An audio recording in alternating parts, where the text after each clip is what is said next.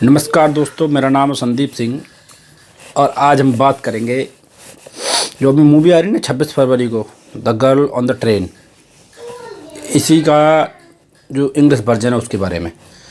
Same नाम है the girl on the train और ये नोवेल के ऊपर बनी हुई है the girl on the train, उसका नाम भी वही है। तो इन्होंने नाम चेंज नहीं किया है, हिंदी में कैरेक्टर चेंज किए हैं। तो हिंदी वाली के बारे में बाद में बात करेंगे, क्योंकि जब देखेंगे तब बात करेंगे। लेकिन अभी मैंने वो मूवी देखी है जो कि सोनी लिव पे अवेलेबल है। अगर आपने 399 रुपये वाली मेंबरशिप भी ले रखी है तो भी आपको देखने को मिल जाएगी। वो अपग्रेडेड वर्जन में नहीं, नॉर्मल वर्जन में अवेलेबल है। एक तरह से बोल सकते हैं कि फ्री अवेलेबल थी पहले, लेकिन अभी 399 वाले वर्जन में अवेलेबल है। तो एमिली ब्लांट ये इसकी लीड एक्ट्रेस है और इसका एक परिवार होता है।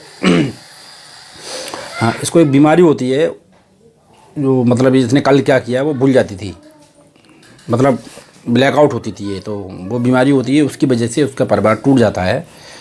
और ये ट्रेन से आती जाती रहती थी। तो ट्रेन से जब आती जाती रहती थी तो इसके घर के बगल में एक और घर था। उस घर में एक लड़की होती है जिसका नाम था मेगन। इस लड़की का नाम होता है रेचल, जिसको भूलने की बीमारी होती है। तो ये मेगन को देखती रहती थी और ये चाहती थी कि मेगन के जैसा इसका परिवार होता और ये भी शायद एक बच्चे की माँ होती। मेगन इसकी पड़ोसन थी, तो वो ट्रेन में से देखती रहती थी मेगन को और मेगन के हस्बैंड को देखती रहती थी। और थोड़ी सी अंदर से ईर्ष्या होती ना, जेलस, वो होती रहती थी देख देख के। ठीक है, फाइनली ये लड़की दारू पीती थी बहुत दबा के और बहुत सारे काम करती थी। मतलब इसकी नौकरी जा चुकी होती है दारू पीने की वजह से। तो जो उसका पुराना हस्बैंड होता है उसने दूसरी शादी कर ली थी, उसका घर भी वहीं बगल में था। तो वो भी कभी कभी इसको दिख जाते थे। तो इसको लगता था कि अगर ये दारू नहीं पीती होती, इसको भूलने की बीमारी नहीं होती, तो इसका घर अच्छा होता। और इस वजह से ये अपने घर पे कभी कभी जाती रहती थी, जिसकी वजह से इसकी वाइफ जो होती है उस आदमी की, जो उसका एक्स हस्बैंड होता है, उसकी जो वाइफ होती है, ऐना नाम होता है, उसके एक बच्ची होती है। तो वो इससे चिढ़ती रहती थी। वो सोचती थी कि मेरा हस्बैंड कहीं वापस इसके पास ना पहुँच जाए, तो इसलिए वो पुलिस में कंप्लेंट करने की धमकी देती रहती थी। लेकिन इसका हस्बैंड जो होता है वो बहुत सीधा होता है। तो वो बोलता है नहीं नहीं, वो सिर्फ दुखी है और वो कहीं नहीं जाएगी, कुछ भी नहीं करेगी। तो वो शांत कर देता था। लेकिन वो बोलती है मैं लास्ट वार्निंग दे रही हूँ, लास्ट वार्निंग दे रही हूँ। इसी बीच क्या होता है, जिस लड़की से ये डरती थी, एक बार ये गुस्से में आके अपनी सौतन के पास जा रही होती है।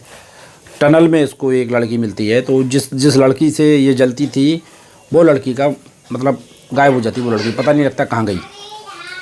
तो पुलिस का शक इसके ऊपर भी जाता है, लेकिन पुलिस को पता है इसको बीमारी है तो ये नहीं कर सकती है, वो दारू भी पी रहती है।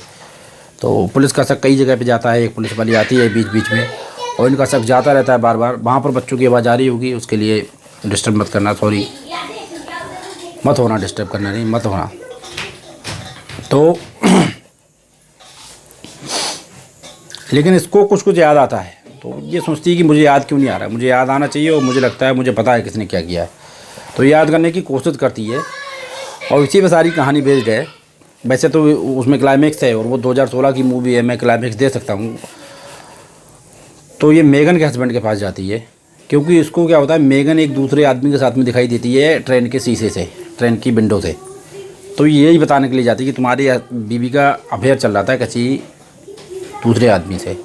तो वो उसका आदमी बोलता है, वो आदमी भी ड्रैकुला अनटोल्ड वाला हीरो है। तो उससे बोलता है कि मैं उससे प्यार करता था और उसका चक्कर दूसरे चल रहा था, मुझे पता था। तो जिससे चक्कर चल रहा था वो एक डॉक्टर होता है, साइकाट्रिस्ट बोलते हैं ना, वही होता है। तो एक बार में नाम लेती है, मैं ले नहीं पाता हूँ। तो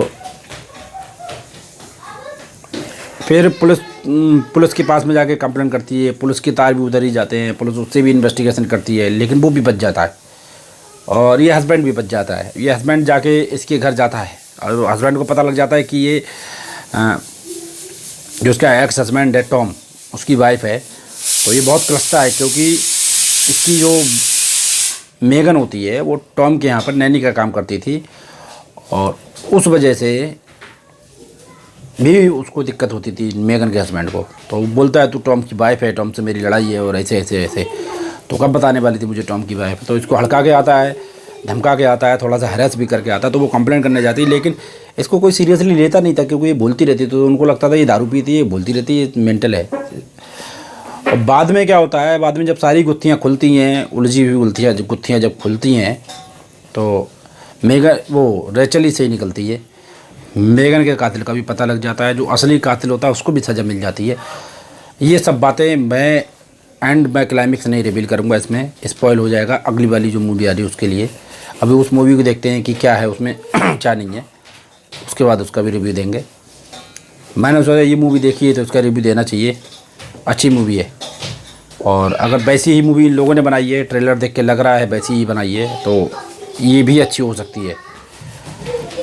तो बस यही है। अभी इस मूवी के बारे में बात करेंगे तो हमारा ईयरफोन नहीं होता है, उसमें एक पार्ट होता है जो फ़ोन के पीछे लगाना पड़ता है और 2 पार्ट होते हैं जो यहाँ लगाने पड़ते हैं। वो वैसे तो कितने सीधे होते हैं जब बाहर निकाल के हम लगाते हैं, या जब हम नया फ़ोन ख़रीदते हैं तो वो आराम से पैक होके आते हैं तय बन के, तो कितने सीधे होते हैं। लेकिन जब उसी पार्ट को या उसी ईयरफोन को हम अपने फ़ोन से निकाल के अपनी पॉकेट में कितना भी अच्छा करके रख लें, लेकिन जब निकालेंगे ना बाहर तो वो उलझा हुआ निकलता है, पूरा ऐसे उलझा हुआ निकले, पता नहीं लगता कौन सा हिस्सा कहाँ है। तो डर भी लगता है कि अगर अनाप शनाप खींच दिया तो ईयरफोन टूट भी सकता है। ऐसी ही ये पिक्चर है उलझे हुए ईयरफोन की तरह, कि मतलब इसमें ये तो क्लियर है कि कौन सा पार्ट कहाँ लगाना है, मतलब कौन सा पार्ट फ़ोन के पीछे लगाना है, कौन सा पार्ट कान में लगाना है, ये क्लियर है। लेकिन ये वो ईयरफोन है जो आपने पॉकेट में रख लिया है और पॉकेट से निकाला है लगाने के लिए, तो आपको समझ में नहीं आ रहा है कौन सा पार्ट किधर से निकालूं, कैसे निकालूं। आपको डर लग रहा है कि कहीं अनाप शनाप खींच दिए तो टूट जाएगा, डर लग रहा है अनाप शनाप खींच दिए टूट जाएगा, मतलब बीच में छोड़ी तो समझ में नहीं आएगी। आपको पूरी मूवी बहुत ध्यान से देखनी पड़ेगी तभी समझ में आएगी, नहीं तो कहानी गड़बड़ हो जाएगी। तो उलझे हुए ईयरफोन की तरह ये पिक्चर है। इसमें 3 लड़कियाँ दिखाई गई हैं। आपने देखा होगा मिशन इम्पॉसिबल 5 द रोग नेशन, उसकी जो एक्ट्रेस है वो भी है इसमें, जो है ना बनी है मेगन मुझे सही करेक्टली याद नहीं आ रहा, लेकिन ये मुझे लगता है फास्ट एंड फ्यूरियस 5 में है, फास्ट एंड फ्यूरियस 5 में है और फास्ट एंड फ्यूरियस 6 में भी है। तो हाँ 6 में भी, एक में मारी भी जाती है।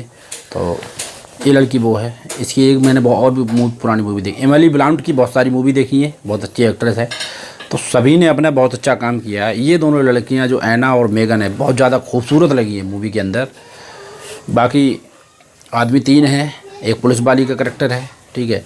पुलिस वाली का करैक्टर नेगेटिव नहीं है, अच्छा करैक्टर है। वो समझती है कि एमिली ब्लांट को कुछ बीमारी है और रेचल को मतलब कुछ बीमारी है, तो वो उसको थोड़ा सा टाइम देना चाहती है, तो वो भी अच्छी है। तो ओवरऑल ये मूवी बहुत अच्छी है, मज़ा आएगा देखने में। जो आ रही है उसको भी और इसको देखेंगे इसको भी। तो अगर देखना चाहते हैं तो सोनी लिव खोलिए, दबा के देखिए, मज़ा लीजिए। तो हम मिलेंगे अगले रिव्यू में, तब तक के लिए बाय बाय।